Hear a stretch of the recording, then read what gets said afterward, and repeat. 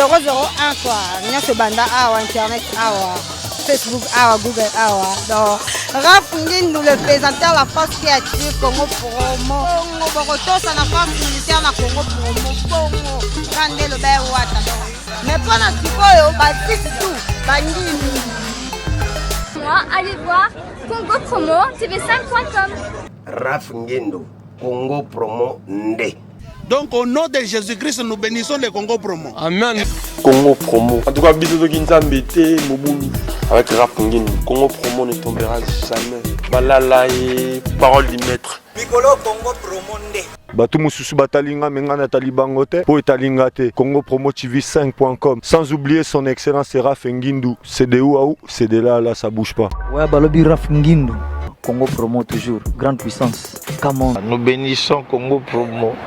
Mais c'est la chose que ça Raph Ngindu. Congo Promo. Congo Promo qui tokos net na film. Congo Promo babundana nango. Babundana nango. Ski to zakani na Boston wana Raph. Congo Promo. Monde entier international. So Congo Promo numéro 1 site tout.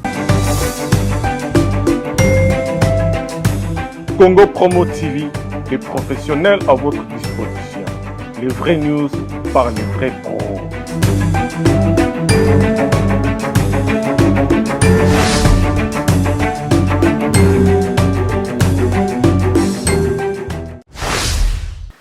Bonjour, shalom, peuple dédié de partout vous qui suivez cette grande émission, la radio chrétienne avec Yves Ipan, toujours dans votre site que vous aimez beaucoup, Congo Promo TV, avec les boss américains Raph Ngindu et Bossa Bosson. Donc merci à toi, Raïs Kang, le support pour caméraman, ainsi que notre cordon qui est Saint-Gipiana. Là, je tiens à vous signaler que nous sommes déjà avec le maître Avatar Jean-Pierre Manzolo, puis tout ça tout le temps, chaque fois, tout le monde a coupé, ça peut, moi, problème, moi, solution, problème par rapport à autre bengi bongo spiritualité, voilà. Aujourd'hui, tout ça, on a aussi docteur Rabbi Yves. Tozanaye azali mwana et pas ya Mosali Nzambe azali mwana et pas ya maître Avatar. Quant à moi donc on a copié sa mbote na ndeko na biso to bengi na kombo ya Jean Mulumba donc unité centrale il y a Bruxelles et sans oublier Fifi Masaki depuis Londres et aussi Joli moi dit la brune, la blonde, Balbi, moi je toujours qui toque avec toi. Nakata Bruxelles, l'artiste Picasso. Voilà, merci. Bonjour, maître Avatar. Oui, bonjour, merci pour l'invitation. Santé, Zaboni Boni. Oui, madame, sauf un préparatif. Il y a une conférence aux alliés les 29, les 30, c'est moi alors quoi, les joie, c'est 13 macas, mais ça va. En tout cas, merci tous aux peines de Gozanga Monabiso. Docteur Rabbi Yves, bonjour. Bonjour. Santé Zaboni. Oui, très bien, par la grâce de Dieu. Voilà, merci. Alors, maître, tout côté on a sur l'Italie, activité, nous avons le 29, le 30, na Romeo Golf. Nini Oban de Kobakoya, Koyoka, Oyo, Okosala comme exposé, na bassin Nzambi, na bana Nzambi, surtout Bautalabiso. Bon, je regarde parce que place n'a que 50 personnes. Mais en réalité, bateau à l'heure basé pour ça nango baleki à 5000. Voilà. Alors seulement qui à l'heure na quoi li 5 à l'heure na bateau mais sous bas s'organiser na ndenge na bango comme ça ce que l'heure ba bengi singa na sala na ngai c'est chanter parce que l'heure nazaka mingi na goût ya quoi aller partager connaissance mais des jours wana dielo ko bima ye quoi les ala muale qui est par rapport nanga mais ndenge quoi les ala belé par rapport à bateau ba quoi aller recevoir nini tokolobela comment développer ce corps spirituel tous en accord physique tous en accord éthérique tous en accord astral tous en accord mental, tous en accord causal, tous en accord bouddhique, tous en accord atomique, tous en accord christique. Quoi les recettes on net chaque chose bien. Mais comment est-ce qu'on va aller développer en gros? Bah gêne, pourquoi tu gênaka? Est-ce que tu gênaka pour un corps physique, pour un corps éthérique? Alors on va aller comprendre nous autres motu yebombi biloko nini nakati parce que Paul Azali Koloba quelque part, il y a des corps célestes et des corps terrestres. Alors moto na kati ne ya sala alors na ba nzoto belé to monyango même Jésus alors etango mati na ngomba nzoto nini azwaki pour ngenga parce que parmi alors ba nzoto na biso za alors na nzoto moko soki saleli yango ngengi nzeke moyi alors toko développer ngo puis alors toko la ça ba 12 lois ya base ya prière pour na leur prière na yo elongwa prière comme invocation. Tu sais, la Bible dit prier sans cesse. Pourquoi? Vous allez causer, mais continuez kaka. Mais pour la invocation, bah le but jamais dès que nous invoquer sans cesse. L'invocation est le domaine ya ba maître. Parce que dans le livre ya Hébreu, Paul azali koloba. Depuis qu'il fallait bozala ba maître, mais ti sikoyo bozali kaka net alors ba élève net kaka alors ba na mike parce que bolingi ba enseignement ya makasté alors na conférence wana alors ba na nzambe ba wali comprendre la différence entre prier et invoquer pour la mutu invoquer ba makambo beleza na kati ba signe zodiaque za na kati position en ligne za na kati. Puis alors, comment alors on aller alors quoi aller bongisa lien na yo ya prière. Ce qui même ndeke likolo ayebi ke non nda kuna ngai sengeleza la boye pona bana bale koya te nzambe pe pona alors ya kitisa grâce na ye facilement ezali na ba norme esengeli obongisa pona grâce ye kita facilement nzambe azali voyouté. Biso alors étoilé comme il est les chrétiens voyous. Ozeli na lien na yo ya prière te kaka ndenge o lamukaki monoko solo so Nzambe pesanga boy mais non ça c'est être trop bas. Alors les na ba norme ya prière ezali na ba loi na kati propriété kontaka na ba norme mais sous kontaka parce que alors ceux qui ont yebi ko aller prier malamu te okoki pe mona na yo alors ba réponse. Mais nanya répondaka yo parce que nzamba zali na debilongi de même que yo ceux qui ont telemi ozana ombre na yo ombre zalaka jamais lumière to alezali kuna les colonnes Yahweh na Yahvé Yahweh yazali source ya lumière mais ombre na ye babinga ngo Yahvé source ya ténèbres mais même nzambe yazali na des sources. Pour nzamba zala nzambe sengeli azala plus lumineux que la lumière, et plus ténébreux que les ténèbres. Tout simplement mukine kambulubi Yahvé na Yahweh. Alors trône ya Yahweh, il y a les alaka face à l'est. Trône ya Yahvé, ils alaka face à l'ouest. Alors les théologiens, yebelo yu bazali initié les bamba comme Yahvé na Bible il fallait balé.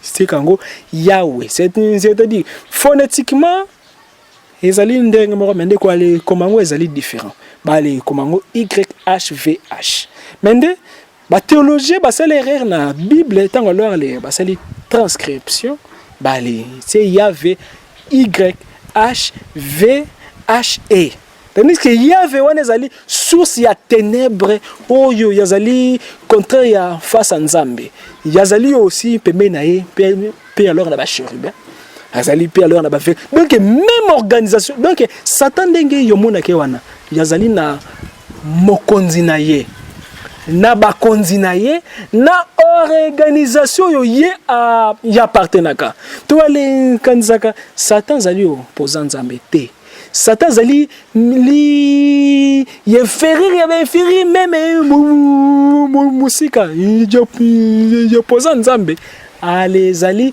contraire ya face à Nzambe azali kaka na kati Nzambe mais contraire ya ténèbres alors ce que le moi na Nzambe ya yebi réalité à monde spiritualité quoi les réponse na prière ezali problème te mais qui me répond voilà et maintenant il y avait azanani et pas y a chrétien et puis ça la ni n'est pas chrétien pour que tu comprennes bien parce qu'il y a au que puis alors bah les prières mais ceux qui au koufi ou les côtes ali fait le caca pourquoi Jésus en alors il y a différencié qui parce que il y avait Azar puis alors na ba Jésus na ye na ba Moïse na ye quand ndenga alors ba faux dollar ibima faux Jésus Yahweh à salango mais Yahweh azana ba vrai si quoi problème ezanini Jésus a lobby tango suka bokoloba Seigneur Jésus to sala ki ba miracle na kombo na yo to bengana ki ba démon pe alors ba li bimaki c'est vrai parce que wana zala ki faux Jésus yo azali na c'est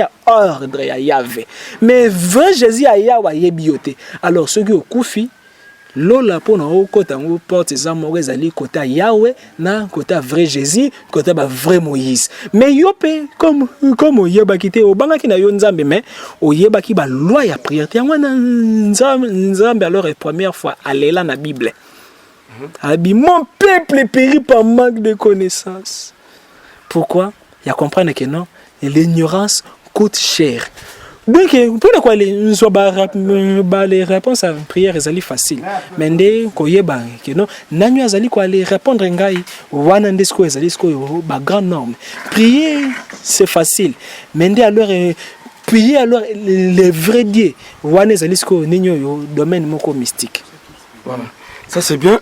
Tous appelés docteur Rabi Yves donc Azali Bongo au monde pour que tous soyez pe nebi qui a zappé la connaissance un peu approfondi aussi comme maître Jean-Pierre. Maître moi na Lyon Azali Lyon moi na Mutamael Azali Mutamael. Ba les pasteur rebelle bazali wali tatonné pourquoi?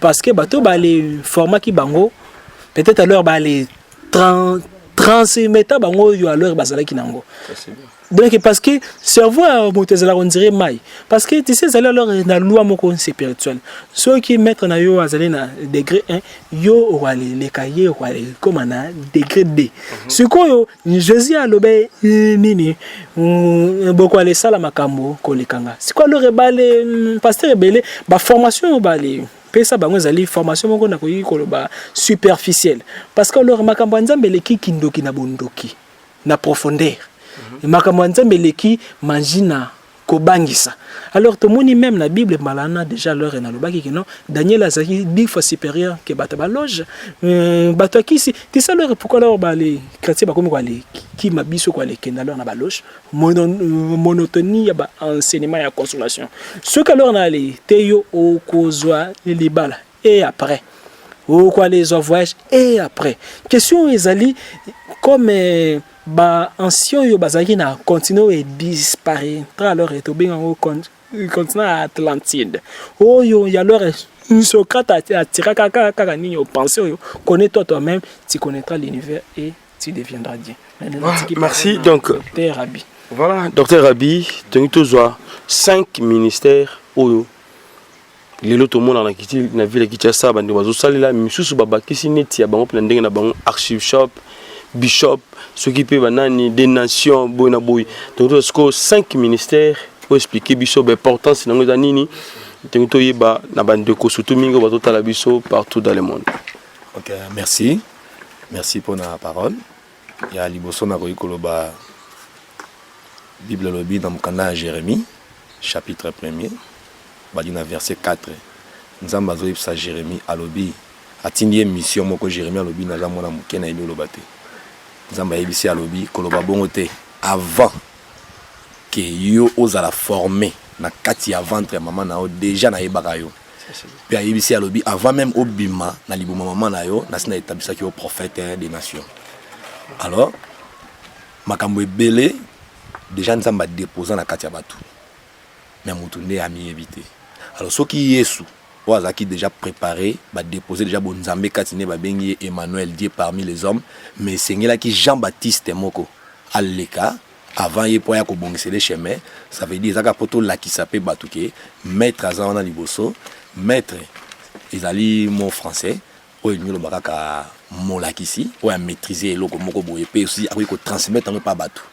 alors ceux qui ngana za rabbi ezaka moko aussi na hébreu ezana hébreu ezaka maître même na Bible ya biso awa na Nouveau Testament apôtre Paul azoloba na Hébreux 5 chapitre 5 verset 12 13 14 abuna biso nyonso na pesa ki bino kala boko comme ba maître donc maître c'est lui qui a maîtrisé quelque chose peut aussi le transmettre aux autres alors so que dans plus loin dans kata grec balobi rabouni donc rabouni ça dans Jésus rabbi pesa Jésus rabbi rabouni c'est juste maître un enseignant Donc, si on a bien la rabbi, on me présenter ça comme un maître, ça veut dire on a la maîtriser peut aussi les transmettre aux autres. Alors, ceux qui ont appelé un sima maître Jean-Pierre, ils savent parce que ceux qui yesu à l'ékaki, na sima batu moko il faut pas boncer les chemins. Bala qui ça azala initié par Melchisedec, azala initié par les trois rois mages, azala initié par maman et Marie, azala initié par aussi si et pas Moïse, na Élie. Bon, yesu a plus grand. Allez, canapé pas batouana, ça veut dire moutounion, c'est sengeli, être soit vivre sengeli, azala initié quelque part. Il y a mon dans la sima maître. Merci pour na roloba si ministère ya Christ. Moni, quand il y a chemin à Christ. Jésus roloba les salis vient des Juifs. Quand Jésus roloba les salis vient des Juifs, alors bien que christianisme était. Christianisme c'est après Jésus, il batoune baé ko salango. Donc en réalité, tu peux la vérité tout ça dans des religions. Tu as des religions où il y a Abraham, islam, na judaïsme. On est la vérité. Même les chrétiens va bien côté. Christianisme, c'est la secte où il y a judaïsme. Pour Jésus dans la zone là, moi c'est la samaritaine, femme samaritaine, na kati Jean 4 oui. Jean chapitre 4 verset 1er. Alors vous les samaritains, hein, vous adorez les dieux que vous ne connaissez pas. Mais nous adorons les dieux que nous connaissons car les salis viennent de nous les juifs. Donc tant que Jésus oloba wana, ezaki chrétienté. Azoloba judaïsme, du sika au sali et outil. Alors ministère est dans le christianisme ministère est dans la kati ya mutu. Ministère dans la kati ya mutu. Ministère et se développa ka na don o nzamba déposer na kati ya mutu. Batunde batangi yango na kati ya ba enseignement ya Christ ayeko lakisa ne batu. Mais ministère est dans la kati ya enseignement Jésus, ministère est dans la kati bana mutazo botama. Mais il faut s'aller initier et puis mutuana aimiye bananu nani oyazali ndenge adage mo baloba connaître toi-même pe univers connaître eux et puis nzambe pe akoyeba pe yo poko yeba nzambe. Alors donc yona nous faut mieba. Alors parmi les ministères on a les 5 ministères oyo balaksi biso na nzela ya Yesu tous la ministère ya prophétie on va ba prophète tous na ba apôtre tous ali na ba pasteur tous na ba évangéliste tous ali pe na ba docteur. Alors nyonso wana ebele ba mi benga na yebi ebele azalaki ba benga ki pasteur mais le loi a changé le bino na commis prophète. Donc condamné était azal libre parce qu'il a connaissance et ça na ba degré. Alors tant on a commis na degré moko comprendre o yazali effectivement na yebi ebele na autant a commoté mais na yebi oyo azalaki vraiment pasteur azape une église et après batu so ba kama yo ke yo api batiro boko comme prophète oui batu ba critiquer mais nga na boyebi onazana ngona yebi ke mutu na miyeba kité yango kanisa ki bongo ba komisaka mutu prophète te ba komisaka mutu peni était ministère là dedans on na kati ya mutu on nzambe atia déjà na kati ya mutu mais et que c'est développé par rapport ya babiloko yozozwa pe o yozobimisa yango wana parmi les 5 ministères wana ngai na kati na ngala za docteur ezali oyo ayebi liloba nzambe dans la source de la connaissance o basé ayebi penda parce que ne dans la bible totanga oyo bible dans la dimension cachée 7 na yemo ko enveloppe à l'école 8. Ça c'est bien. Alors maintenant batulelo bazobunga pe mo mukina kati ya makambango omona mutazo ba ministère na iti omona apôtre zo sala marambo ba pasteur ba sala prophète zo sala marambo yo et singi évangéliste ba sala to ngo expliquer biso importance ya ministère moko na moko pour que bandeko bazo tala biso pe ba comprendre importance ya ministère moko na moko. Merci. Ce qui n'a zongi muke bon moni biso na degré auto lo ba tozana maître Jean-Pierre eza degré likolo bible lobi il y a dilé il y a aussi la nourriture solide. Autant tozolo ba l'été. Mais na degré aller oui bi que la enseignement même na nature doit enseigner biso moi na soka botani ba pesa kino bloga muke. Mais na ba degré premier ba degré élémentaire wana ba oyibsa mutuke ministère ba bi corps du Christ.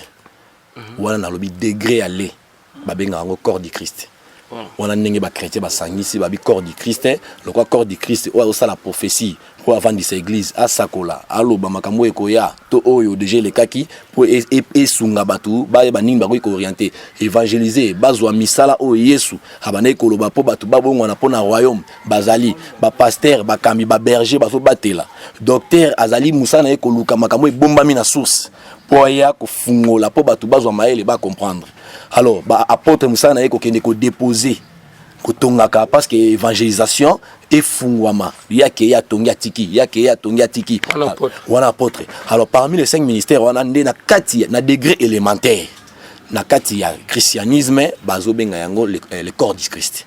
corps de Christ ça veut dire oyo aza loboko oyo aza mutu oyo aza likolo po esangisa nyonso surtout Christ mais na degré ya likolo na degré à l'école on a bien encore de Christ parce que même Christ il est mort à dans deux parties ce n'est pas pour rien à qui Jésus à qui peut Christ deux parties na yango na partie bon moto à 100% partie ya Nzambe à 100% alors deux parties on a le batango yeso to mola ki alobi o ezali nzoto nanga o ezali makila nanga to mona ngo tamba sala ka sainte scène ozo pesa moto nzoto ba pesa makedo nzoto et na vie moko molimo pe makila wana ezape na vie moko alors il y avait des divinités na kati ya Jésus alors na kati tant bato ba ka ngisa ba corps du Christ donc corps du Christ est vide l'enveloppe du Christ tant sous wana degré le matin ba ça la wana mais na kati ya ministère ezali mutu amiyeba nde ako comprendre que nazana don o eza kati nanga eza peut-être pour elakisaka bato parce que une Bible lobi na Job 33:14 nzamba alobaka na balolenge belé alobaka quand l'homme est livré en profond sommeil à des fois mutu musu azawana akoki koyoka donc ya zana ngona kati ayoki kaka noto lokola Joseph na Égypte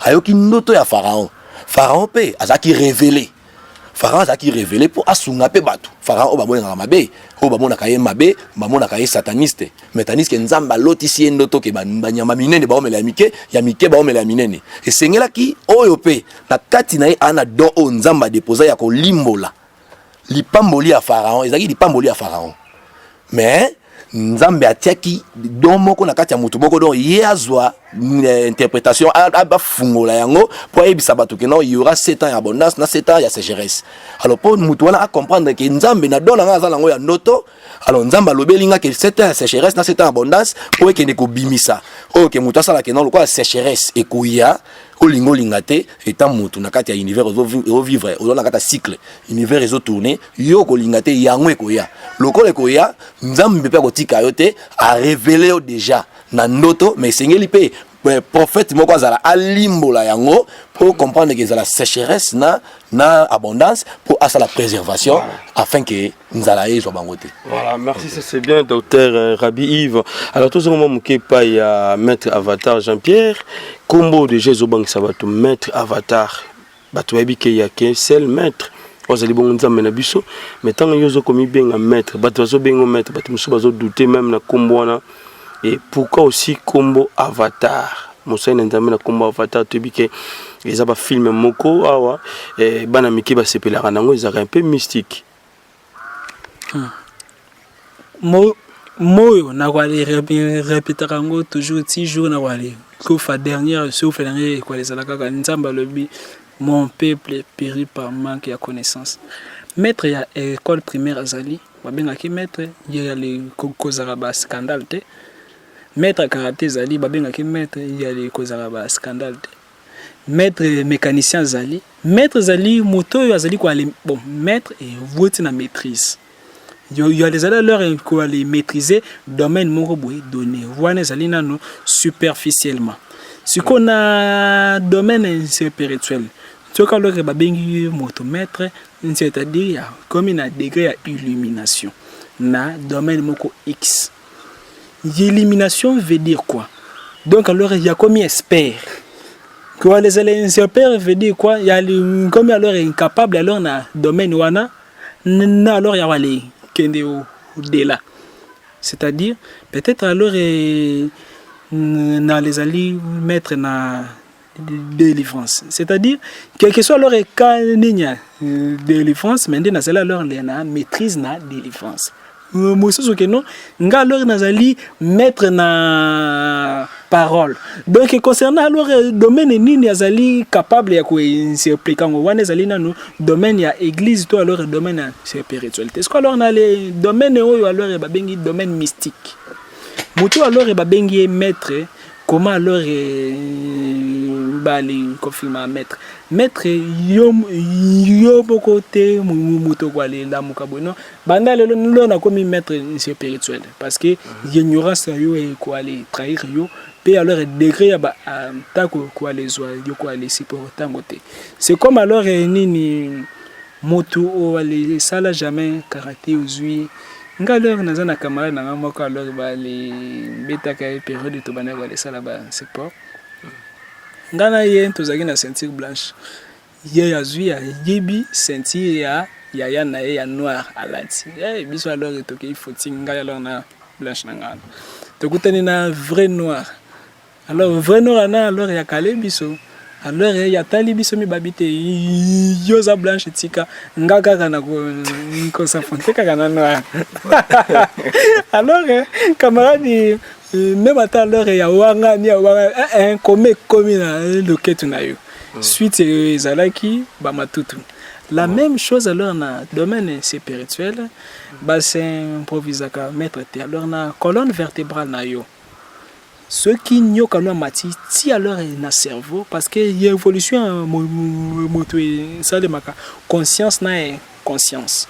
Alors niveau conscience que remarqué que nous allons poser réponse boy ceux qui ont tel cas nature boy penser réponse est abouée donc nature comme quoi aller souffler yo ba réponse voilà alors domaine conscient il y a maîtrise à mettre domaine conscient des anines netinga alors na sala kana ko alors pendant que alors bozali wali poser une question peut-être l'esprit moko boye mutu e aller fandi na katinanga ceux qui ont posé une question makambo Moïse peut-être Moïse mutu a remplacé nzoto nanga. Ce qu'on doit aller poser une question à science normale, peut-être génie moko boa foi. Donc mettre il y a les alliés moto il y a commis Caracas il y a ba grands esprits pour leur bas s'exprimer. Comme avatar. Alors mais est-ce que il y a avatar les alliés momoko sanskrit d'origine indienne parce que leur tobo sanate ba religion makasi vutaka mingi Asie na Afrique connaissance vuta mingi na ba suka na Asie Afrique alors na Asie ceux qui alors ba les bengi moto avatar et avatar ezali ba esprit moko nzambe ya yeve ya kabango na chaque période ya crise pour alors aller éveiller conscience ya bande kona bango bakoki alors aller tin alors na planète Terre ya avatar politique pour alors aller changer ba donner moko boye politique bakoki alors bali tindi ya avatar religieuse pour alors aller changer yeloko moko vous melaki mingi soit alors ezali na ba erreur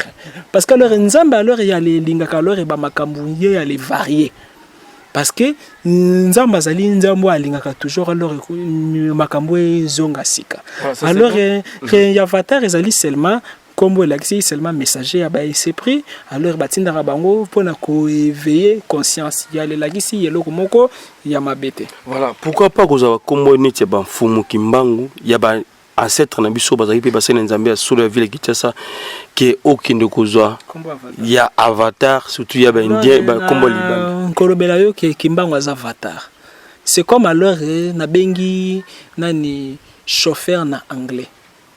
Chauffeur na lingala mokumbi mutuka motindami messi avatar ezelo moko avatar veut dire seulement envoyer pour faire quoi peut-être c'est un message moko boye pour na loria pesa na ba ndeko na ye siko problème na biso leo ba chrétien toyebaka kwa li ça la différence ya ba mo wana te tuka lori na lobeki na ngangwa na lingala nazali motindami bato bakozala choquete kaka parce que là on a employé mot technique ya spiritualité ya solo babengaka avatar ya avatar ezali moto aye alors na message na part ya ba Elohim to alors na part ya ba Ishim déjà alors to lobelango déjà alors na émission misus na ko lobelango na émission yote pour alors bato bakende alors ko aller fouiller émission wana voilà ça c'est bien parce que alors to moni même Salomon azalaki ya avatar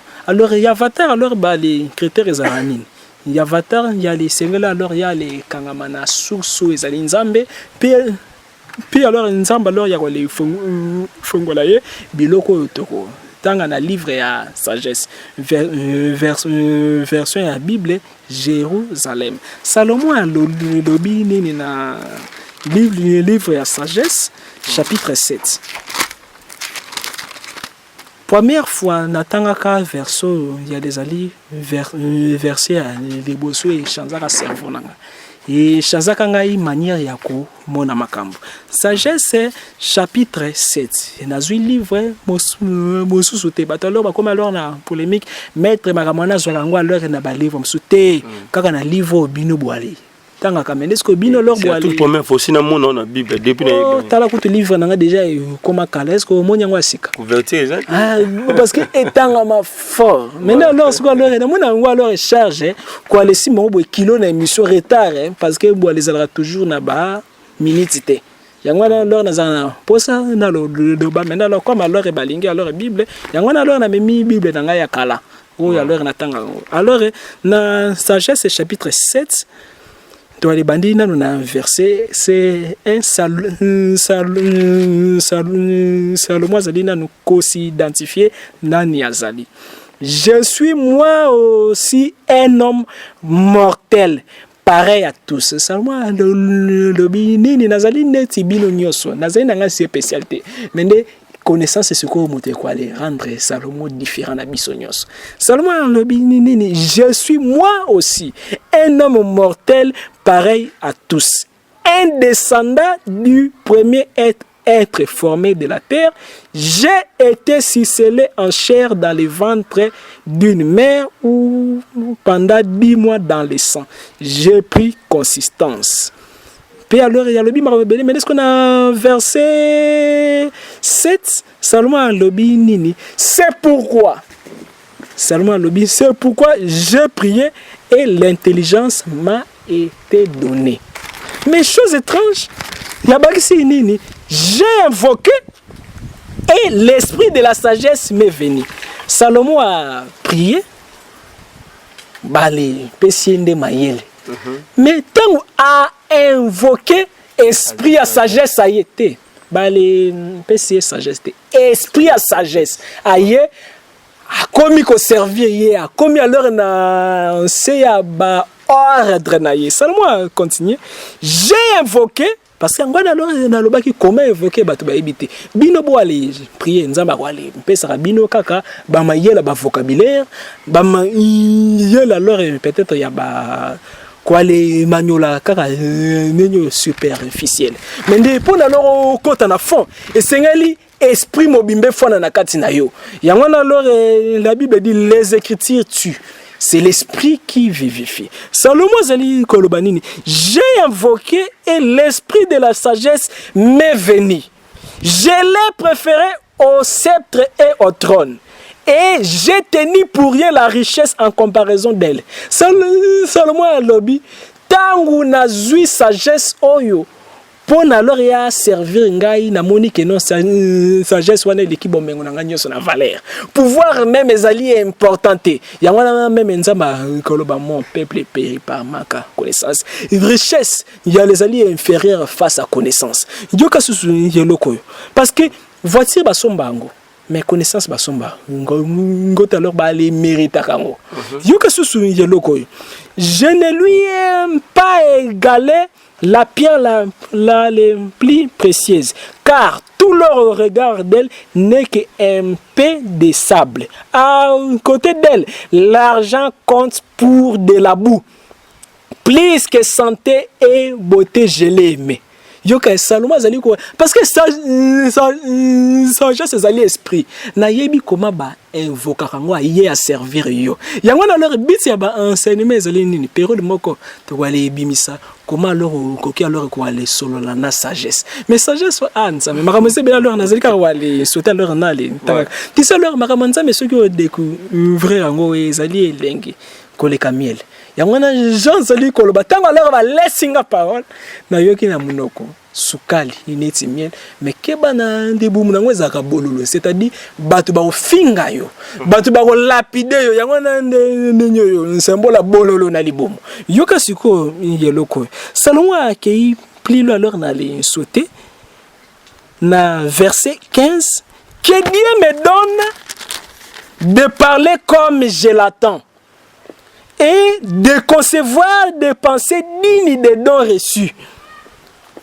Docteur Yalobaki anini biso nyonso tozali na badon yo esengini moto a développer yango mais yeba badon na yo connais toi toi-même yoka et de concevoir des pensées dignes des dons récits. Nzambe ya wale pesa yo eloko kaka selo ba don yo walizali nango. Soki ozali na don wana te nzambe wale pesa ngo te. Mais est-ce qu'on peut alors pesa yo esengeli yo détecter don na yo. Comment alors quoi les détecter don na yo? Tu vas aller continuer. Parce qu'il est lui-même et le guide de la sagesse et le directeur des sages.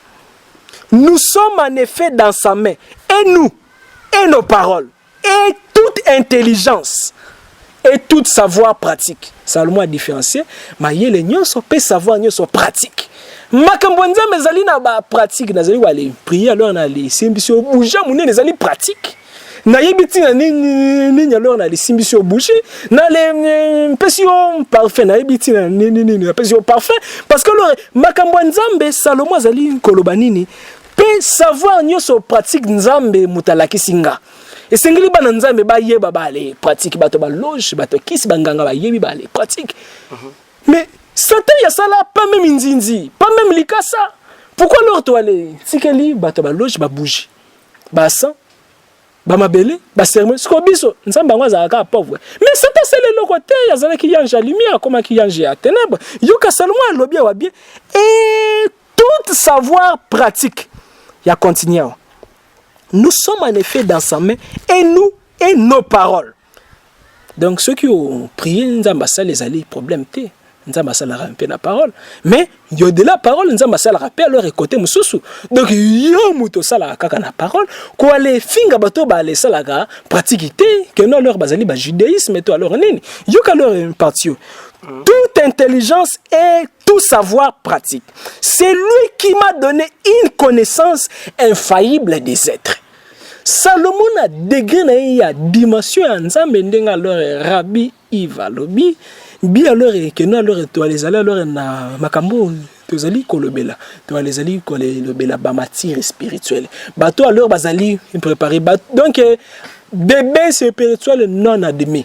Comme tout le monde a l'air, na ba film même si ba enfant non admis. Donc oyo nouveau spirituel non admis. Donc ceux qui ont yambi makambo nzambe sika même ata alors ozali pasteur kolanda émission yote.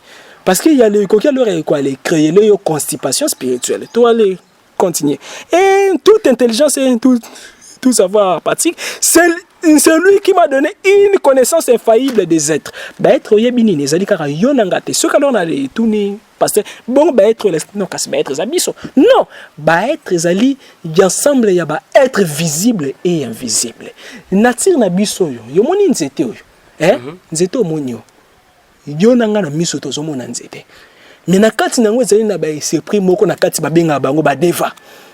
Ba deva bazali ba entité bazali kutu pas même ba esprit bazali alors ba entité ba fandara na kati ba nzete ce que alors nganga nzambo yebi alors ko ale lobela nzete ko ale yo que ça action to moni na bible David mwana ne ya Abisalo menaça est grave Abisalo alingia boto le pouvoir David akota na zamba bible la kisi binu makambo David asala na zamba te David azali ki petete David abimi na zamba mwana ne a leki na zamba na boy nzete moteboma Absalom.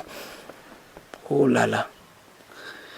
Comment lore nzete yo kaka nzete lobaka na kati nango zali na ba esprit donc ba être bête wana bazali na capacité ya kobima na kolimwa libango zali komono yo alors étoile nyatio yo komona ngo boyete eza vivante ezali na ba esprit.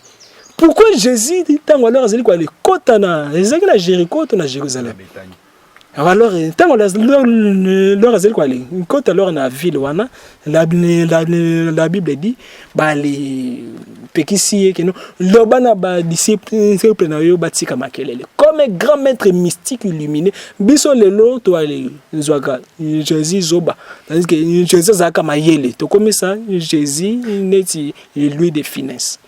Bon, supposons alors famille a lui de finesse ba les porter posséder wana zalika que exemple façon que non toi les zwaka Jésus on dirait na ba aventure alors les tout le monde pourquoi Jésus alobaki soki bafandi nie mabanga e koloba na mabanga ezali na ba entité bafanda na kati na ba étoile ezali na ba entité na mai ezali na ba entité Salomon azali koloba une connaissance infaillible des êtres tout sauté pour connaître la structure du monde. Yo yebi planète Terre. Mais oyebi biloko ezali na kati ya planète Terre te. Les colonnes abiso ezali na cette dimension ya monde spirituel ekota kaka lor na planète Terre. Mabelo yo ezali na 9 dimensions spirituelles. Et c'est primoko ezalaka na se ya mabelo yo ya ezali na communication na Dieu le Père babenga ngona comme Gaïa. Tout ezali dimension Salomon ayebaki biloko wana la structure du monde. Yo kamaka nzambe ezali plus profondeur que non science batang sarabiso na ba théologie non linga alors na les comment parce que côté c'est leur sensible puis alors nini seulement lobi nini l'activité des éléments éléments tous on a 4 éléments mai mon peuple déjà alors na lobi na émission moko ba référer puis alors côté moko so alors na mona ke sengo parce que alors un jour na sali émission moto moko benga nga alors na téléphone mais c'est nga alors na zali bishop makamo seli koloba wana zali ba astrologie c'est satanique bon bishop loba nga satanique pourquoi satanique parce que c'est satanique doctrine loba zali satanique imaginez dimension ya bon alors bolimbisanga terme ya kozanga mayele ya basala nzambo yo bate ya biso pona ngapa alors un jour tango alors nazaka ndano mwana na banaka ko aleka nzonzira alors basolola na nzambe na comprendre kaka kino alors bazala bawenda alors ba courager ba yebi makambo bango moko alors bali te yakate suko yoka alors parti nzambe za ça alors les Salomon zali kolobanini les commencements la fin et les milieux de temps, les alternances des solstices et les changements de saison, les cycles de l'année et les positions des astres. Même en matière à prière, moi na moi zali na eloko sengolo senganzambe. Jour na jour zali na eloko sengolo senganzambe, ba astre pe e influence ka ceux qui sentent zali boule au quoi les sambela pona likamunini. Ceux qui sentent zali muke au quoi les sambela pona likamunini, pona cadeau. Ceux qui sentent comme boule les sambela pour alors quoi les refouler ba mauvais esprit ceux qui alors sanza il y a les alors na débit quoi les sambela pour na quoi attirer ba grâce mais comment position pesali couleur pesali donc on sambela zali mathématique Salomon zali koloba nini nzamba la kisiye les cycles de l'année et les positions des astres. Pourquoi Pâques batoleur basa la remarque Pâques bimakara na pleine ligne Pâques na biso Pâques bana alors bango alors ba les feta wana ba les tala Pâques bimakara na pleine ligne. Pourquoi cérémonie wana senga kaka ligne za la boule. Ça ce sont alors des secrets graves. Pourquoi alors célébration à Noël alors ba les bamba date Jésus le 25 décembre. Ils allaient alors na tina moko zodiacal. Parce que alors na les livres ya Job, talo kutuna caméraman azali ko ganga. C'est maîtriser quoi les ala constipé. Choka. Alors na les livres ya Job quelque part. Alors nzamba azali kolobela comme ba zodiac. Bon alors tozongia wa pona alors quoi voilà alors na Job 38 verset combien? Verset 22. Job 38, verset 22. Nzambazali kolobela bale zodiac. Parce que leur Bible basalaka ngo alors na ba verset te mende bango alors ale ba ale kangama na ngai kaka bimisa ka leur ba verset za musala. Tala siko alors est parti à Nsuka Salomon lobinin.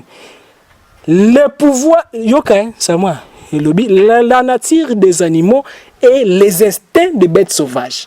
Tu sais banyama même sauvage. Salomon yebaki ko maîtriser bango parce que un jour à protéger banyama zali tangu bazui Daniel babwake na libula balion azaki na invocation abengaki pona balion ba lia yete anja banyama zali mais tout wana okoyekola ngo ndenge nini soki moto alakisi yo te.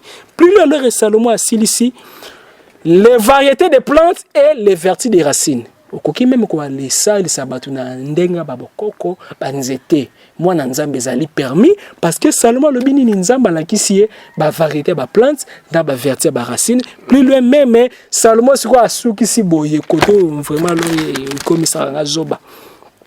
Tout ce qui est caché est visible. Je l'ai connu. Oh!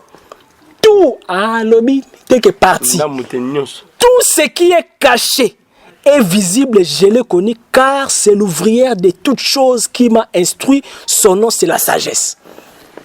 Ça, c'est bien.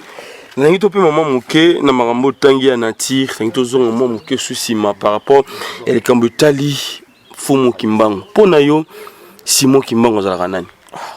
Simon, tu sais, Bouddha, Kimbangu, Mahomet, Gandhi, nani tokoyi wale benga ba religion tuana. Pona mutu ba tinda ye. Pona loria un peu sa message moko simba continent mobimba. Soit te capital mobimba, soit te mboka mobimba. Ba utaka bango nyoso na monde oyo tokoki kobenga monde ya ba ishimi na monde spirituel ezaka na soleil. Il dirige alors na Michael. Pe esprit régent nango ezalaka Christ. Alors le même esprit oyo ezalaki na kati ya Bouddha. Le même esprit oyo ezalaki na kati ya Jésus. Les mêmes esprits ezalaki na kati ya Mahomet, ezali les mêmes esprits ezalaki na kati ba Ishimi na monde spirituel ezalaka na soleil. Il dirige alors na Michael. Pe esprit régent nango ezalaka Christ. Alors les mêmes esprits ezalaki na kati ya Bouddha. Les mêmes esprits ezalaki na kati ya Jésus. Les mêmes esprits ezalaki na kati ya Mahomet, ezali les mêmes esprits ezalaki na kati ya Kimbangu. Mais na ba dimension différent. C'est comme bateli biso whisky on a mais ça. Ngala mini na moi muke parce que na boyi na langwa. Mais les mêmes whisky quit na biso misa ezali différent. Quit na yo obandi ko ale beta motu na mir. Quit na ngana bandi ko ale seka. Quit na ye yazali normal. Si ko leur na ba les degrés ya quoi les réceptionner. Énergie christique ko evuta ki na solaire. Oyo ezalaka alors les nabiti ya quoi les sauver peuple, civilisation, tribu, tout continent. Moto a comme ça quand on a degré 100% et ezalaki Monsieur Jésus. Mais c'est Kimbangu. Mais c'est Bouddha, mais c'est nani bango nyoso bazalaki alors na même esprit oyo bandaki ko diriger bango bakoki jamais ko welana. Toutes les religions se valent. Nzamba zali na kati ba religion moko mende ya se manifestaka na kati diversité. C'est comme l'arc-en-ciel. Nzambe ya zalaka fier makasi. Tellement que tu sais fierté ndiye ali tambola kana beauté na couleur. Alors comme alors nzamba zaka fier ya ngaka ba les couleurs za la différent. Alors les na ba couleur wana ya créé arc-en-ciel. Jésus zali koloba la nature et nos ancêtres. Na arc-en-ciel au monde na nini 7 couleurs. Pourquoi zaka couleur mon côté? Pourquoi aussi nzamba sala ki monde na 7 na les 6 jours? Pourquoi là sala ki na jour mon côté? Nzamba alingi diversité wana mutezali alors plénitude naye. Tellement que zali munene ya le kabolani ndambu. Alors na chaque religion, na chaque obédience, na chaque grand maître et à chaque religion se cache un seul esprit qu'on peut appeler Christ. Problème est que Zarawapi, ba disciple mutaleur et ba kotisaka kuluna topé désordre. Parce que alors Jésus jamais a tikala alors quoi les finga Ismaël. Kimbango a tikala jamais quoi les finga nani Mahomet mende ba disciple bazaka bata ba sentiment. Voilà. Parce que alors ba comme na degré alors na wale insil sanini. Pyramide na se na ngweza ya kopanzana. Sommet za moko. Degré à spiritualité assez guerre à religion zali. Mais plus ce bandi komato ko aller comprendre que ça sert à rien parce que tozali na lola moko lifelo moko. Voilà. Lelo babe to mususu ba mo benga simu kimbangu nzambe mususu ba benge Yesu. Pona yo a rose la nani. Alors na koki alors wale pesa bango raison na pesa bango pe alors tort. Comment? Raison pourquoi, tort et pourquoi. Savez-vous pas que vous êtes les dieux? Psaume 8. Psaume 8 déjà, nzamba azali ko identifier biso comme des dieux. Mais Dieu avec petit d. Parce que moi na lion azanani, lion. Moi na lapin azanani, lapin. Moi na ngungi azanani, ngungi. Moi na nzamba azanani, nzambe. Yopo za nzambe. Bakoki alors wale bengo pe alors nzambe wana alors na koki alors na pesi bango raison na Siko côté nini alors na wale pesa tort. Alors na le parti moko profond kimbangu ya les ali 100% nzambete. Comme yona nga to koki alors wale comme jamais 100% nzambe ni même Jésus ko wale comme 100% nzambe parce que toi les aura toujours 50% nzambe 55% moto comment matière nzambe a saleli biso ezali matière physique. Déjà 50% long ouais. Mais parce que la jeunesse combien? Jeunesse combien? Oh alors basali moto na poussière. Jeunesse 2. Alors na les venez nini yo mo ezoya pa no tunanga pa rabi. Qu'est-ce que nga alors nazali on dirait dépôt. Dépôt là moi na alors tina nazali dini. Comment te lengite? Alors les biloko nyoso ya mike kaka nga alors na luka bana bazawana pour alors ko aller porter papa papa eloko ko bimisa te parce que question ezali nini ko aller bimisa mikuwa mais comme alors balela kaka alors ba verser yanga na alors na be mwana tellement alors nazali quoi les pesa bon biloko les kolo makasi yo alors yaka comme alors bin bossé comprenaka oh il y a des bango quand même que non makambo na lobagazali na Bible.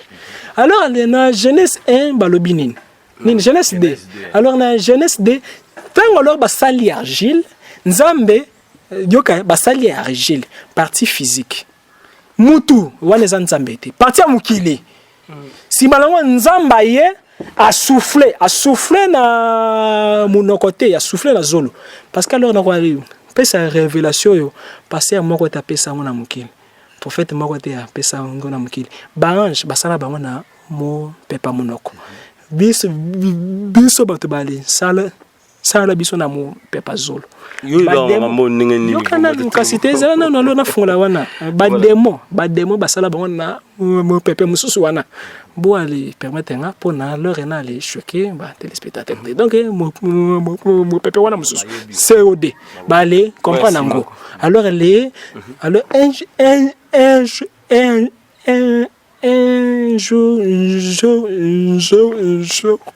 na quoi s'explique comment leur basala ka esprit alors nzamba a soufflé na zolo na c'est-à-dire pema na yo ezanine eza parti na yo non ceux qui pema no eseli yo pour vivre te nzamba est-ce que longoli ki 50% à côté na kati ya mutu alors chacun de nous azali 50% Dieu 50% humain c'est comme un métis hein métis moi la mondele na moi na moto mwinda bimi na katikati alors ce que leur ba kimbangiste ba benga kasimo kimbangu nzambe baza la raison parce que alors na kati kimbangu yazali na pema nzambe yopo zali pe alors na pema nzambe ba koka alors kwa li bengo nzambe mais alors jamais alors ba koka alors kwa li quand yo alors na 100% nzambe donc baza na to baza pe na raison. Voilà, ça c'est bien donc merci à toi le président du club de Ndombasi depuis Londres donc merci aussi à ma bizikiako papa social donc tozo benga mikolo bongo parce que yo lobeko peto wapi na bosanité kabaka bango chiko na les champions na kata Switzerland sans oublier levé Alex Mwini Paulo Heavyweight mokonta bana kitamba totala biso depuis Londres. Rabi Yves bande totala biso ba comprendre aussi ce qui mutu akufia kindaka wapi parce que to ka témoignage belé ngana kufa ki après 2 jours dans la muki na kindaki na moni na matina mutuka e matisinga donc to comprendre ngo lelo ce qui mutu akufi akindaka wapi. Merci beaucoup. Tobi Misaka Muke. Omoni Bible lobi na biso Paul alobi soki oyo nazolo banabino bozo comprendre te la nature pesa nini était abiso nature ezani nyoso to le vécu na auto to vivre. Moi synthèse amuke pour bato bakotuna source makambo euti wapi. Alors, Bible lobi na biso le sousuke. Quand Dieu donne la vision, il donne aussi la provision. Provision d'anine, ça veut dire les vécus, na ba chemin, parcours, ne do sala botuke, à loba vraiment vivre Dieu. Alors, nga ba te nga pe Bible comme yango que non, il y a aucune relation entre les morts et les vivants. Na komi yango na Bible. Mais tant on a nous na dimension likolote. Na ndimi yango pe. Mais na sali voyage tant nzambe na ba circonstance na e a permettre ba circonstance mo na longwa a na Kinshasa na ke en Équateur. Na koma en Équateur bisika na komaki na mboka na vandaki na ekuta na kati ya famille paternelle na ngai. Na kuti pena oke moto abala na libota na nga mais akufi mwasi. Akufi bakundi ye. Pe bakundi ye mais moto wana akomo bima bima. Bakomo mona ye akendaki zamba tomoni mutu wana talaka mystère wana mona ngo deux fois na mbanda na pardon na après mbanda ça veut dire na mboka moninga ebila na province Équateur na mona ngo suna lisala no bakundi mutu mais mutu wana bakomo mona mona ye na bazamba et puis na culture na bango na connaissance au bana na village kuna na Équateur balobi soki mutu azobi mabwe ça veut dire tana ye ekokite le kata epota bakati epota et puis mutu wana tikala mais tonalité de marasu bien té a bomba ka ba secret ya makambo yo automona mais oya lisala ababimi pena ba kundi mutu na butu mais na tongo ba ke ozwaye alors nyonso wana ezaki nini la préparation de Dieu yaki provision nzamba o mema mutu ke o ba te yo maintenant la kisoma makambo ebombami Bible lobi bien ce qui est révélé est en nous ce qui est caché est à Dieu alors pour na ola nzamba maintenant na révélé to na caché dans le caché alors il réveiller non oyo ngana moni mutu akufi mais ba timon libulu te ba bimisaye mais ba katie potape azongi azati lopé à servir nga je jure c'est Dieu témoin maman na servanga mbisi ama inalia alors ngicha sa peso le moyen biso mutuma confiné to mona ba bimala simanda otozo bisaye ignorance sikoyo na ba loi na ignorance na biso e osala ke obanga po ebi makambo ngote alors yango na mais yango moni tina ba enseignement eza ça venir muto azongaka na orido kozonga pa nzambe ni koloba mutakomi kozonga na bozindo a comprendre que non nzamba za ndenge nini alors yango na ko expliquer boy nde salaka ke na kende koluka ko yeba ya solo après la mort ni ne salaka parce que o nga na moni za liwa na moni la lisala pe ba ke kunda mutu mais enfin na moni mutanga zongi mystère ni ne zoleka alors grâce à l'enseignement et puis l'enseignement oh maître a pesa biso ezaka te ke toloba ou bien toza ba charlatan ou bien tozaka ke no bible lobi boy bible lobi tous à la le petit enfant flottant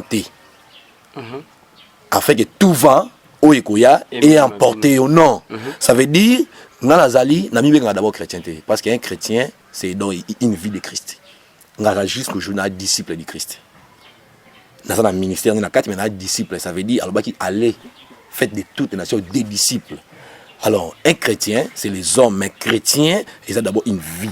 Ça fait temps ba moni balobi que non muto na acte des apôtres ba moni wala tambola lokola Christ alors mais so na potolobi makamu susu belé ba chrétien ba japenda mingité alors wana parenthèse alors na ningi ne muto abenga nga chrétien ke ngana mi benga chrétien alors na la ka fier ya koloba rabbi na judaïsme parce que judaïsme est la religion alors na maîtriser oyo nzamba pesinga mais ministère à Christ la kati na nga pona koloba mais mutu ne aloba soki na chrétien alors na mo muke na ko koloba na moni ke muto ya kufi mais azongi suna bon moi il ramène nga na connaissance penza mba orienter nga ba place musu ebele tana eko tomber pas maître na zuipe na vérifier pour ko vérifier zaka teke na ndima maître alobi boye pe ya solo kate d'abord mutu na kati na nyonso ana bibliothèque oh maître aloba ke mutu bibliothèque akashike za la na ciel na kati ya mutu pe zali aloba pe za kati ya mutu zali donc mutu ta basala méditation pour eba vraie méditation méthode profonde pour te la méditation mais à des fois méditation tu es bien noté to kanisika que non ta fungoli bible tangine méditation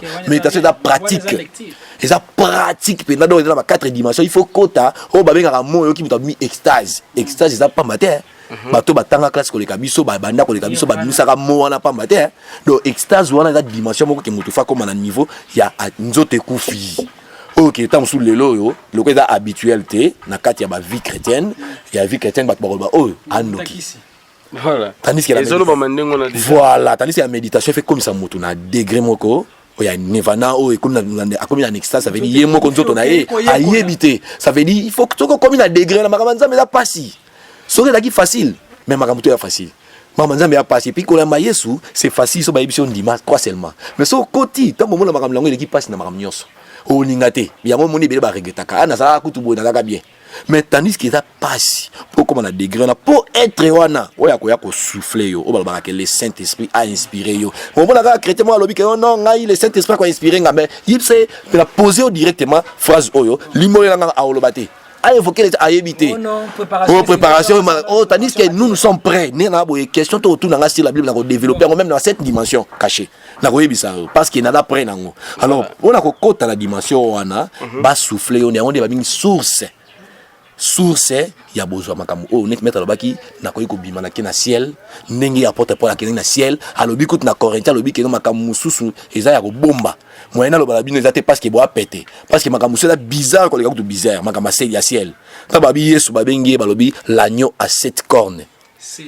Et puis corne moi qu'on a mis sous 7. Surtout visualiser agneau là même moi na même donc moi même moi qui maintenant ma c'est que 7 puis les c'est que moi on a mis sous ça mo sera bimi à bizarre. Tokima. Ozomo na donc ça ba langage mo codé. Alors ya mukuse ndé ça qui recherche to luka ba recherche que après la mort ko kufa ya mutu d'abord mort ezanini pour que nous ça ba recherche on ba mort ezanini yango yele ba banga le liwa. Azo kanisaka ubanga na kufa yango mo ba liwa ezaliwa te. Liwa eza une autre dimension à vie. Parce que tout ça, tu as une tu banda qui boité, tu outil quelque part, bah programmer biso pas en colonne, na ciel, moutoya ko sala quelque chose. Et après avoir fait quelque chose là, il faut zonga que nous peut ça compte. Alors quand on dit avec un liwa, les ali liwa et ali dimension mususu mutakoti, pour qu'un décokuta na papa, mais il faut aller à l'étape. Beta pango doya ki lokola pèlerinage nzamba koti na matière aye ko vivre la kota ki pire azonga pe pire mais lokola to vani na force apesanteur oyo force apesanteur ba loi apesanteur la terre est gérée par les diables dotés par Yahweh a pesaye a géré ba o nyoso ba ko ya tester pèlerinage ya tester donc non la mutu e boye o la tester donc il peut tester so ko quitter passi donc ozongo pesa encore randi alors pour na mukuse na ba recherche belé et puis nzambe asungi biso peto ye ba yango peto vérifier que tant mutu akufi mutu ninga zawana d'abord azana 8 dimensions cachées même temps ba la Bible les 7 sceaux ils en ont encore les 7 dimensions cachées makambe belé ça 7 dimensions cachées mutu la 8 mais 8 c'est une enveloppe moi qu'on a 7 dimensions cachées alors parmi les 7 dimensions cachées on a autre monde qui mutu akufi il y a l'inzoto physique d'abord. Notre physique et lali ça veut dire esprit o e bombi nyo surtout on a cette dimension cachée on a ba corps mettre tangaki on a corps astral on a corps éthérique on a corps spirituel corps éthérique astral mental causal bouddhique atmique tina corps christique alors ba corps on a tout et ça na ba misala nango pe na ba degré nango na makamu nango et ça peut gérer quelque part alors tant muta kufi pour na biso akufi mais pour na nzambe à côté de la dimension na emo susu po akende kopé ça siko compte rendu donc okufa ya mutu ezalaka ange moko akoya babenga kai ange de la mort akoya ayena nu kozona nu mutu kokabola ye nzoto na ye physique etikala na ba corps na ye spirituel wana alors na ba corps spirituel na ye wana azona nu premier corps o ezaka proche na corps physique et da mulai o eza court munene mais so na bani ko expliquer ngo vous avez besoin temps voilà. Yango donc ndenga mo bref voilà il y a bref kaka ya mukuse mutu soka kufi akenda d'abord na siko babenga ka astral inférieur et ça lié moko astral inférieur na astral supérieur parce que mutu ninga za boye même Genèse 3:22 l'homme est devenu comme l'un de nous Nzambe pour la connaissance du bien et du mal les alliés oh ils vendent dans la katia mutu ça veut dire oh ils ont développé comme le bien oh ils ont développé comme le mal nyo sandi ko juger biso alors lié wana les deux chemins que Dieu a mis oh nyo sota chaki wana ils appellent gérer na koto chef nango koto pe chef nango alors nyo soto ils vendent dans la katia na biso ato lobi na bongo li motema na yami Yesu matière wana vandi oko banda wana yango ezaka ke no okoleka na lié wana parce que na semence wana négatif na kati nde astral inférieur bako mema okuna parce que mabe oyo salaki okende ko sibir pasi nango 7 fois nanukuna et puis ba tipa osuki so wana te ba memo lisusu na astral supérieur bisika o bolamu yo salaki okende ko se réjouir nango sima nango ne ange de la mort akozwa memi on a jugement chez les 24 veillards o yo kaka ba veillard wana ka feka et la langage spirituel moko boye bazi langage terrestre ba comparer yango na likolo ba si ba veillard ba zalate na izandi na terre ba vieillard bazali mais ba comparer yango ba vieillard na c'est ah ils ont ba sage ba mikolo que ceux qui peut-être ont un problème to ko kende ba katela biso mais en réalité ce sont des juges et des magistrats ba ngone ba na balance ala ni pour ni contre ba gérer les deux chemins le bien et le mal ba ngone ba ko samisa yo donc moi mokuse ho to ko ikolo ba c'est belé et voilà enrichir parce que alors vraiment alors nazali vraiment alors nazara fier d'abord ngai parce que alors baye ba ko aller côté na profondeur ce que alors réel ba les pasteurs nyos bazaki na connaissance ba les prophètes nyos bazaki na connaissance mende ba loge kangi omoni alors côté aliwa na wale bakisa yelo komoko soki mutakufi lelo na dictionnaire oyo bali pesa bango na ba loi des morts il y a les alliés na 3 jours pour na quoi li pesa nouvelle ya liwa na ye peut-être na le kufi oye bakite omoni ngana ndoto Yves ndenge nini oza bien ndoto soit photo nango zala nango boy photo ziki soit nzungwe kwei soit alors ou aller monaki ngai na leki na limwe wana alors pendant alors 3 jours batu bakufa bazara na droit ya ko aller pesa ba message na ba proche na bango nsoki alors il y a les ali mokonza moka a ko aller pesa message na ba 2 mètres oyo ba geraka butu na moi na sanza ekoki ekomi rouge to monaki tango président na biso moko ya kufaka ya mboko yo sanza ekomaka rouge c'est-à-dire pendant le jour ba le pesa ki pour na le ko le pesa message ale pesa ki message na moi ki non moi ekomi rouge donc alors pendant le 3 jours bazana mission ya ko le pesa ba message to mona même alors mokonza mboka ya kufi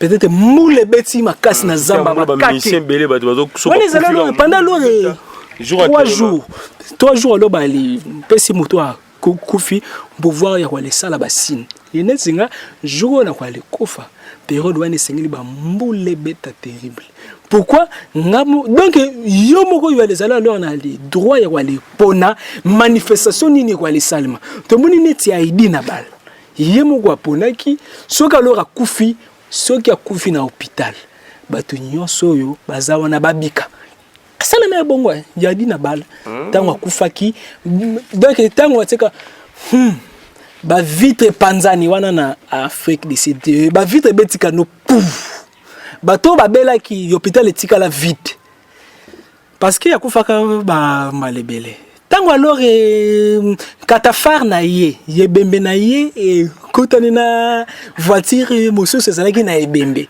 yebembe wana segui ngezali ba accord oyo ya alors yo alors on les signer on a ba grands esprits sima ya liwa na yo alors pendant leur 3 jours ça na possibilité wana sima lango 40 jours ba ko aller pesa yo pona ko observer bato donc alors batu ba les to samaloba na yo ce que alors ba to samaloba na yo te par exemple ngai alors na lobaka ce que alors na kufi libanda ya tombo na ngai ngisengeli ti alors bati sa béton botika ngo mapele pembe na ngo bolo na moi citron ce que alors fantaisie ko les alamende bon aller ntela nga brigité parce que ngai na ko bandaka ko aller bimaka pour alors ko aller sala ba mission na nga misusu ko aller sala ba les miracles donc parce que liwe zali kaka porte alors pendant les 40 jours mutazali permis parce que to moni même na Bible roi Saoul il a comme une difficulté à ko gérer mboka akei aluki magicien moko boye mwasi moko boye nganga bimisela ngai prophète déjà akufaki peut-être comme c'est Samuel déjà yakufa nganga beti ba formule Samuel akufa bato bakoko bazena lola nganga est-ce que azalaki anzambe te point d'interrogation mais ayeba ki clé parce que question ezali ya clé tu sais même ata alors ozali pauvre ceux alors balé pesio numéro un téléphone riche même ata au simbi téléphone à moins cher et obenga ils ont des questions code moi si wana nganga beta code ma Samuel abimi abimi awute na monde ni monde ba kofa ya tuni Saul pourquoi déranger répondanga voyage nanga bino tala makambo za ba bino non même atana zaki na possibilité ya ko sambelela yo yepa nzambe na linga na sala côté parce que olakela mi mabe yoka donc kuna pelo bazara na barole wan ezali encore matière mususu tozana nukaka ya moto akufi pendant leur 40 jours yazali permis ya kwa le notaka ba maloba na nyoso batosi to alors batosité alors ce que leur balé tosi to alors batosité ce que leur 40 jours eleki scientifiquement colonne vertébrale donc moto e kabona kana colonne vertébrale pak yebukani na ba musulman baïbi comment leur est kabwana wana alors ce que leur moto est kabwani l'ange de la mort oyo to bengi alors na kombo na wali bimisa kombote parce que ba ange ba réclamer alors na komi alors ko ali tanga ka ba kombo na bango pamba alors na li ntika ba tuna ba Mikael na ba Raphaël baïbi alors ce que leur moto alinga je baba kombo ba cacher misusu soit alors à ça la recherche na ba livre na mais des livres kosaka vérité kende kozonga na monde spirituel alors ya mort wana yazalaka na mbeli azalaka mpe na balance comme na Mikael était azana kombo mususu alors yange wana oui alors na bombi parce que leur bilo nyoso leur ali bimisarate parce que il y a les alors na ba vérité misusu ceux qui obimission moto a kotongo katema lokuta punition et gogo dans le monde spirituel. Il y a alors un peu de les protéger bango. Bilo misusu alors na koya loko ali bimisa ngote parce qu'il y a des alliés sacrés. Donc sacré alors sur alors les les gens trop bas na ko les le bango malheur parce que il y a seulement le bababi parole les alliés mbeli à deux tranchants et bi que ça paye bon paka. Tokangi parenthèse. Alors alors ici il y a 40 jours on a ceux qui colonne et l'âge de la mort à koya il y a bengi peut-être. Donc na koya le peste ça kombo na yo te yanga kaka moto ya kufa megata ya Rice King bon ça va leur na bengata ya docteur Yves bon bino balé confesser ba Yves tikaka Jean-Pierre il lance moi ya ko benga kombo nanga 3 fois na bimi na corps éthérique ezali koroyo bandoki babimela kango na niveau ya Nice. Tango lore na bimi alors que bansoto wana 8 et kangamaka na singa moko babenga ngo cordon d'argent pour lequel quelque part azali kolobela cordon d'argent na Bible anzambe mais ndé alors y aller préciser alors bako wana kamasko na singa moko net cerf-volant l'ange akwa le kata singa pona corps physique na yo e kabwana na ba corps spirituel na yo moni sokolali moli mono ebimaka mais déjà là l'autre bazali kolanda yo moko yebi ezali ndoto zali na bezo la mukameno zali kokokate pour ça na yo nini na la mukaka pona na zala protéger n'est-ce pas parce que nous autres ezali karakaso e protégeaka ba corps spirituel parce que wana ba kati yango tango alors ya kati yango azuyo abwaki yo na cette dimension inférieure astrale kuna okosouffrir mabenyo so o ale salaba yoka na kwale koma wezali na ma chrétien te ma musulman te ma vérité nde alors le ya kwale bwa yo kuna soki o salaki moto mabe mbala moko oko vivre ngo 7 fois kuna pendant plusieurs temps si manango le même ange wana ye azuyo abwaki yo na cette dimension ya astral supérieur nan nous la terre tozaka na voyage aboki na cette dimension astrale supérieure kuna malamu nyoso salaka bon soki oyebi te ko le kanze onzeo ko tilo la mizango lola te wana zaka voyage alors ce que you aller vivre malamu nyoso fois 7 soki sili kuna pona yo kanzi onzeo fandaki na lola comment la tel qui déjà l'homme malamu saki déjà est comme inspiré to qu'est-ce qu'on a jugement bazio inde kotoyo ba ange gardien kotoyo ba démon gardien ba memio escorts ba memio na troisième ciel angélique dirigé na ba trône ba bengango alors na kombo ya zela keter bina okma wana leur bato ya leur ba fandi wana ba bengi bango banani 24 veillards na bible ndenga alors docteur lobi ba 24 veillards wana bazali considéré comme ba magistrat du trône bangwana mutuna livre ya apocalypse balobi ba livre moko efungwami puis alors balobi nini balata ba couronne bazali même na rang alors ya ba prince bale prince ya karma na ya dharma karma ya les nini mabenyo so sala ofutango dharma la kisini ni mala nyoso sala ngo futango tu sais mais c'est Eli ya bible alingaki ya kima punition na bango Eli yayebaki que non soki akufi ba kolandela ya bi non c'est que l'homme aura semé yoka Eli asali nini parce que Eli eloko nini asala mabe yasala ki bien denga kiti moto masala ki mabe denga boma ki 450 prophètes bal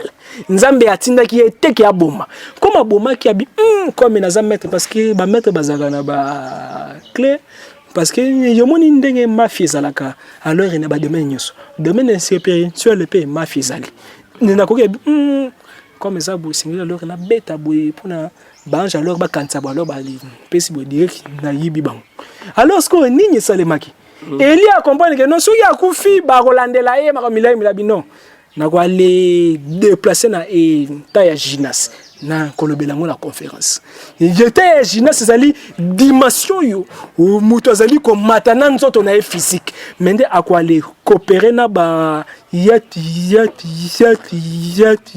trop yo bazali tout autour ya trône nzambe o aller coopérer ya ta kaka na 4 o liena bango cop ba cotisation kaka ndenge batolor bale bwakisa nguna nini ngunda na bapoto alors mikanda fo abwaka sina ba nini tout les mêmes choses Elia salaki azui a matina ye donc alors il y a les doussoli nini bureau ya ba 24 VA côté ba c'est jaka mbala mo ka faina lola mais nini salemaki comme bango batu barata ba on te oh wapeli na mukilo oh non déjà c'est na lola pe mena nzambe écoute azali compter parmi ba grands prophètes non Seigneur toi les 5 réquisitions Eli et Seigneur li azonga na mukili ba benga ngo l'incarnation abomaka batakata batu kingo et Seigneur li alors azonga futango Seigneur ba louer le bibo et boy mais non déjà le temps passé déjà dans un paradis non on ne trompe jamais les cieux. Alors ba 24 veya wana ba koko wana soka alors ale ba fande di dossier na we yinda kamabe nini salemaki Eli bazongisi na kati ya nzoto ya Jean-Baptiste a vivre na vie mo ya punition azamba ndiaka kaba makelele wana zali ba nini purification si mango na fin na ba salaki nini ba katie moto nyongo sile puis alors siko wana ba mona sauter pour les acquis parenthèse siko kuna likolo tango leur ba ange gardien na yo na ba démon gardien na leur ba fandi ba ko bimisa TV moko zaka na kati na yo ba benga ngo diaphragme ba les psychologues ba yebike diaphragme ezali et le comme ko psychique ezaka na cerveau moto et permettra biso to aller créer ba image soka leur na lobi soso direct na cerveau na yo zali comme les loko moko za bone loko rouge so ki na lobi ndunda nazali komona matiti moboy alors et loko wana siko ya les la TV mobimba plasma donc il y avait même TV ça mona mukili nzamba sala déjà bloko na nyoso na ba cerveau siko ya pas TV wana to les ali aussi alors na disque dire na biso to flash na biso disquette moko ezaka na se ya rat na biso yo moni rat na yo ceux qui basali opération ba comment on a disquette mais rat donc docteur ya lobi to les na mémoire akashique fanda wana na si rat alors mémoire wana siko ba ko bimisi yango yo yakao bazui TV na yo batsangwana boko lobate total yo lobi sala malamu sala mabe total siko basala alors na système moko alors ya équilibre. Madame comme na poussa boy, mabe comme na poussa boy, madame comme na poussa boy, mabe comme na poussa boy. Tout le monde est bon. Idiota de pourcent madame, idiota de pourcent ya mabe. Benga ange Kamael. Kamael azali ange azali mokonzi ya ba 24 veya. Kamael alimbisanga. Mende alors na beti libako ba pekisa inga alors na bimisa kombo na bango. Alors l'ange Kamael yazali chef ya ba 24 VR. Alors Kamael siko na tourna ye a koya alors na balance. Batali baloi, batali malamu non. Ceux qui ont comme na 100% bien par là au koki au koti paradis. Mais ceux qui ont na nous na 70%, alors comme un repêchage na ba classe. Ba koki ba repêcher au s'incarner, ba zongsi au sous na mokile. Alors tant alors ba zongsi na mokile ba kozongi so comment.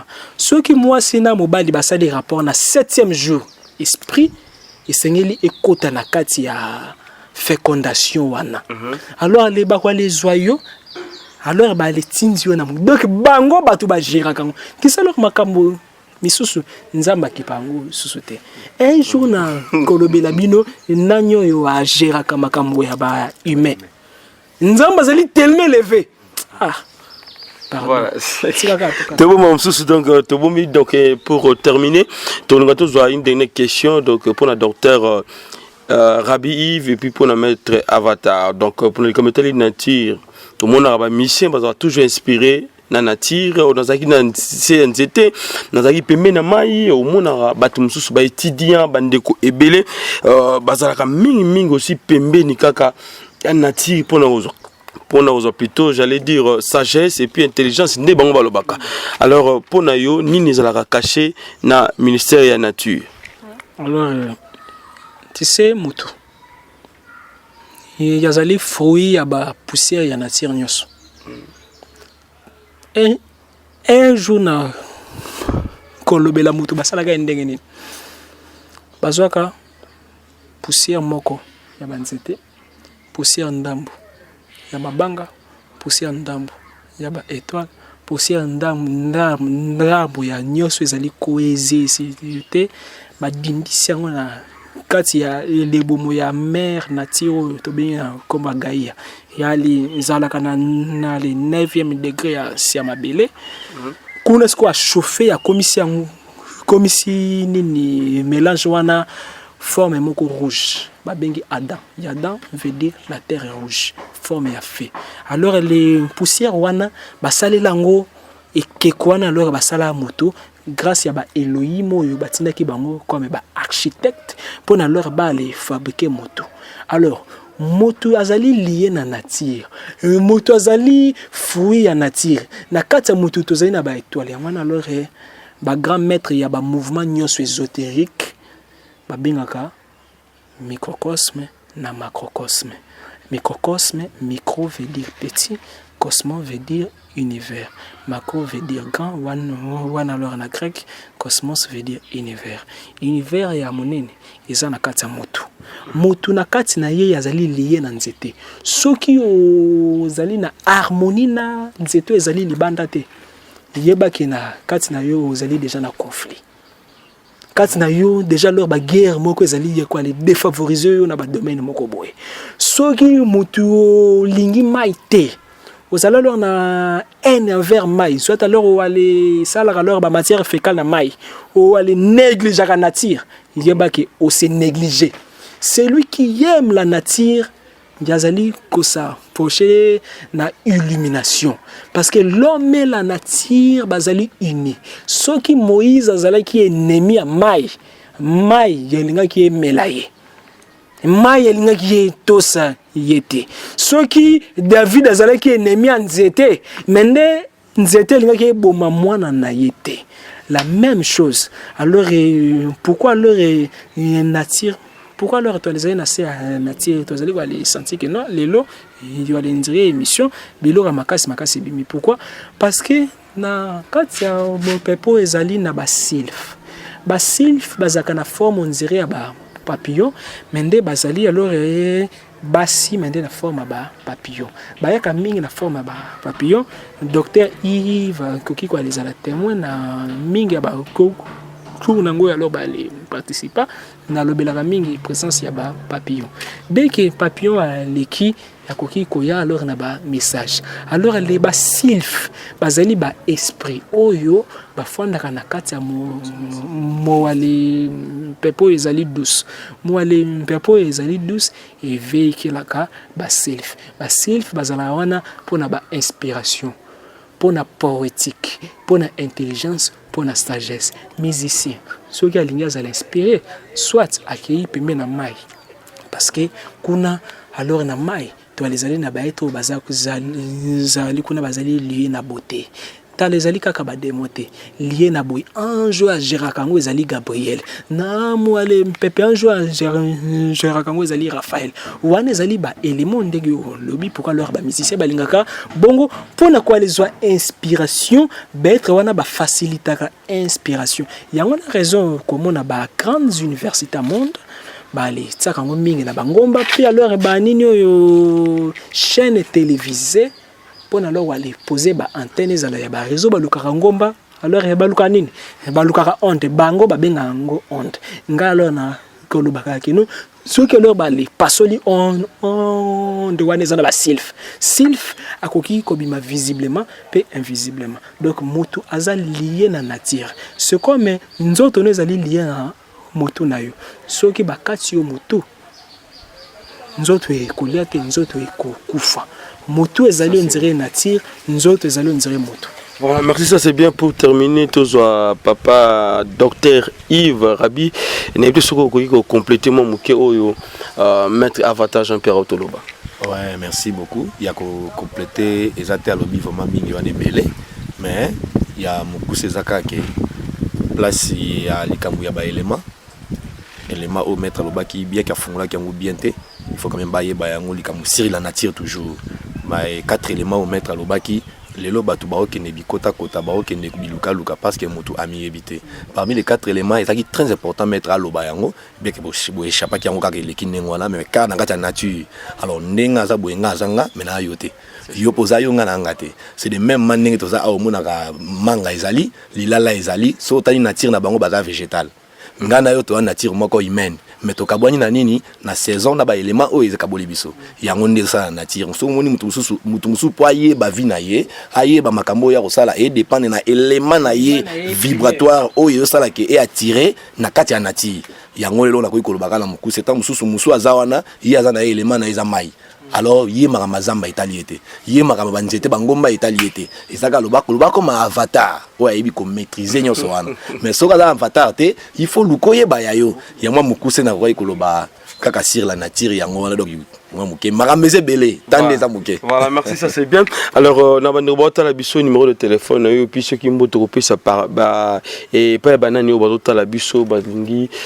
kokoma pembeni yo docteur Rabi Yves. Vraiment merci beaucoup mbote d'abord na repesa na ba o nyoso surtout balinga ngate. Et puis Yami Balé Yami Balé na opesa mote mingi surtout et pas bateau baza ba ignora mais n'ayez sur le baki alobi venez à moi vous tous qui êtes fatigués chargés je vous donnerai du repos ça veut dire état aux ali hier soit boya ki mutute alors neti ngani na bona linga bato la mingi parce que la connaissance est pouvoir mboka na biso surtout toi la posa et mata mboka so po mata base vandika la connaissance surtout la connaissance spirituelle alors pour nous c'est numéro de téléphone ezaka ke non 00243 81 064 37 03 encore 00243 81 064 37 03.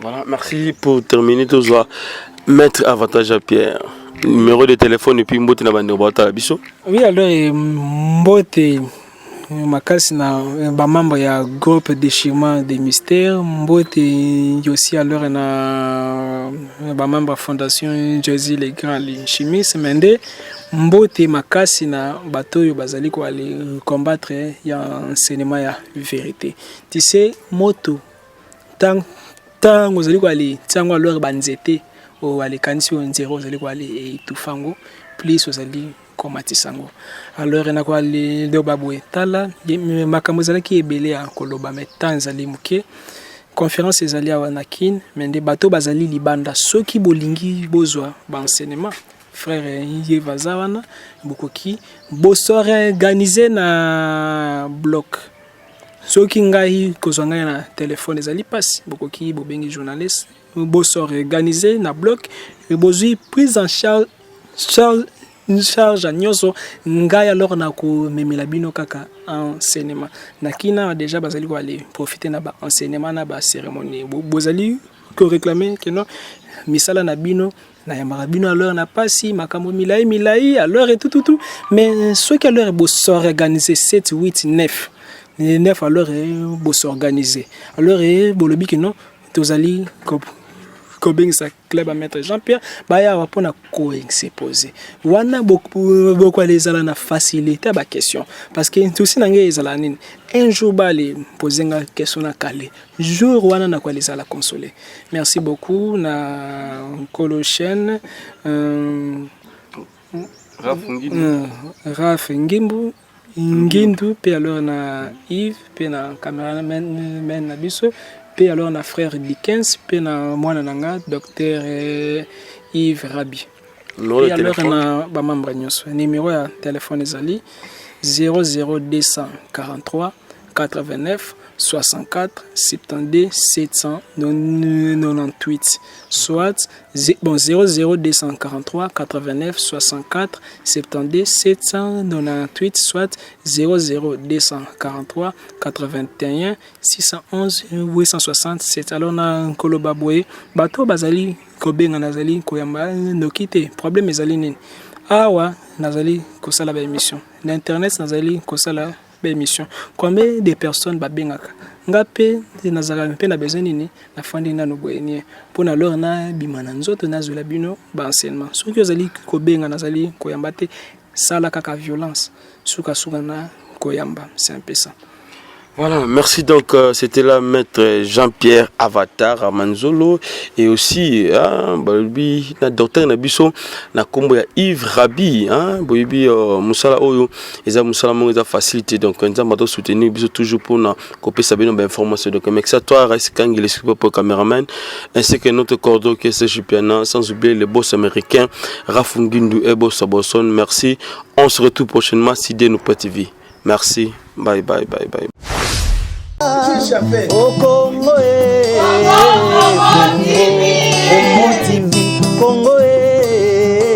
Congo, Congo TV, Congo, Congo,